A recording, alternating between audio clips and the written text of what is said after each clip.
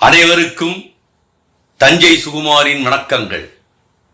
பொதுவாக சமண இலக்கியங்கள் அறநெறிகளை தான் எடுத்து இயம்புகின்றன என்று கூறுவார்கள். ஏனென்றால் 11 கீழ்கணக்கு நூல்களில் வரக்கூடிய சமண இலக்கியங்கள் அனைத்துமே நன்னறிகளை நமக்கு உணர்த்துகின்றன. எனவேதான் சமண இலக்கியங்களிலே அகத்திணை சார்ந்த செய்திகள் காண்பது அரிது என்று சொல்லுவார்கள். அகத்திணை என்றால் காதலன் காதலி இருவரிடையே நிகழக்கூடிய அந்த காதல் அனுபவங்களை விவரிக்கக்கூடியது அகத்திணை என்று பெயர். இந்த அகத்திணை செய்திகள் சமண இலக்கியங்களிலே இல்லை என்று கூறுவார்கள். அது தவறு. சீவக சிந்தாமணி, சிலப்பதிகாரம், சூளாமணி, வளையாபதி, யசோதர காவியம், உதயனகுமார் காவியம் போன்ற பல்வேறு காவியங்களை எடுத்துக்கொண்டால் அவைகளிலே அகத்திணை சார்ந்த செய்திகளும் ஏராளமாக இருக்கின்றன. எடுத்துக்காட்டாக சீவக சிந்தாமணி என்ற ஒரு இலக்கியத்தை எடுத்துக்கொள்ளோம். சீவக சிந்தாமணியில் வரக்கூடிய பாடல்களில் பெரும்பாலான பாடல்கள் நல்ல காதல் சுவை மிகுந்ததாகவும் நல்ல ஊமைநயம் மிக்கதாகவும் காணப்படுகின்றன. எனவேதான் கம்பராமாயணத்தை இயற்றிய கம்பர் அவர்கள் தனது கம்பராமாயணத்தை இயற்றும் பொழுது சிந்தாமணியிலிருந்து ஓர் அகப்பை அள்ளிக்கொண்டேன் என்று சொன்னதாக அறிஞர் பெருமக்கள் கூறுவார்கள். அந்த அளவுக்கு காதல் சுவை மிகுந்த பாடல்கள் சீவக சிந்தாமணியிலே இருக்கின்றன. அதிலே ஒன்றை நாம் காண்போம். குணமாலையார் இனம்பகம். குணமாலை மிகவும் அழகு வாய்ந்தவள். சீவகன் குணமாலையை கண்டவுடன் அவள் மீது காதல் கொள்கிறான். எப்பொழுதும் அவள் நினைவாகவே இருக்கிறான். அவள் நினைவாக அவளது கண்ணழகை நினைத்து அவன் துன்பப்படுவதை இந்த பாடல் உணர்த்துகிறது.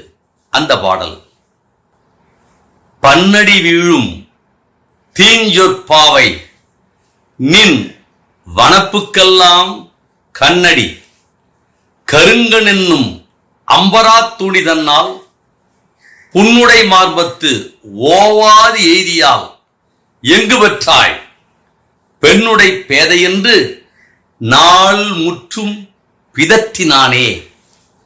ஒரு நாள் பூரா புலம்பிக்கிட்டு இருந்தானா குணமாலையின் கண்ணை நினைத்து.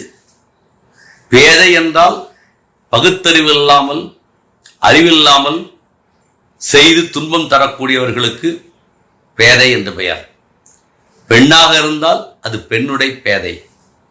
இங்கே குணமாலையினுடைய கண்கள், குணமாலை பார்க்கிறாள், ஆனால் அவளது பார்வை அவனை கொள்கிறது. எனவேதான் பேதையே என்று கூறுகிறான். பெண்ணுடைய பேதை, பெண் தன்மையுள்ள பேதையே என்று குணமாலையை கூறுகிறான். பன்னடி வீழும் தீஞ்சொற்பாவை. தீஞ்சொற்பாவை என்றால் இனிமையான சொற்களை பேசக்கூடிய குணமாலை. பன்னடி வீழும் தீஞ்சொற்பாவை. பன் என்றால் ராகம். ராகங்களெல்லாம் குணமாலையின் காலடியிலே வீழ்ந்து வணங்குமாம்.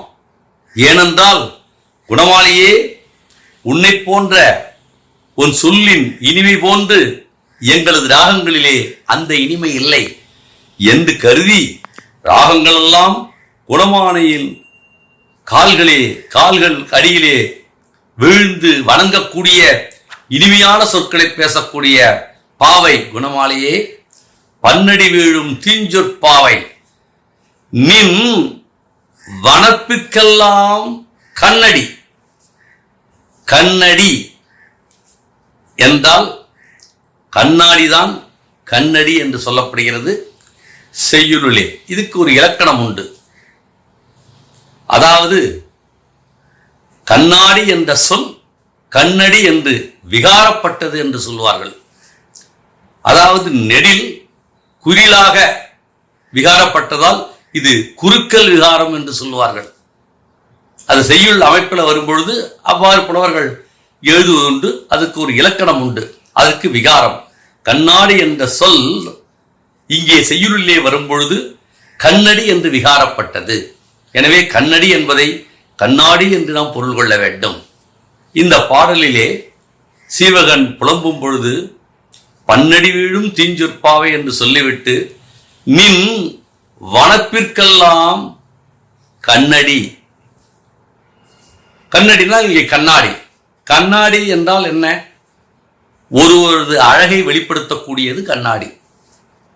அதுதான் கண்ணாடி.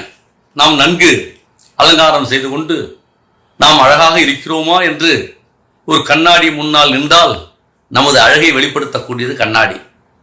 ஆனால் குணமாலை ஒரு கண்ணாடியாம். ஏனென்றால் மற்ற அழகையெல்லாம், மற்ற எவ்வளவோ அழகுகள் இருக்கின்றன, அந்த அழகுக்கெல்லாம் அழகை உணர்த்தக்கூடியவள் குணமாலை. எனவே அது கண்ணாடி என்று உண்மையாக சொல்லப்பட்டது. நின் வனப்புக்கெல்லாம் ஒரு கண்ணடி, அழகுக்கெல்லாம் நீ கண்ணாடி போன்றவள்.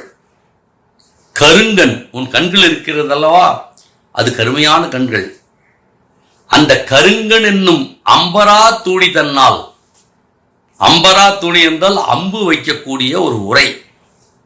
பெண்களின் பார்வைக்கு அம்பை ஊமையாக கூறுவார்கள். ஏன்னா ஒரு பெண்ணு பார்த்தால்னா அவளது பார்வை நமக்கு காதல் துன்பத்தை ஏற்படுத்துகிறது, அம்பு போல குத்துகிறது அவளது பார்வை. எனவே பெண்ணின் பார்வையை அம்பு என்று சொல்வார்கள். அம்பெல்லாம் எங்கே வைக்கப்பட்டிருக்கும் என்றால் ஒரு உரையிலே வைக்கப்பட்டிருக்கும். அதுக்கு அம்பரா தூணி என்று பெயர். இங்கே சீவகன் குணமாலியின் கண்ணை அம்பரா தூணிக்கு ஒப்பாக சொல்கிறான்.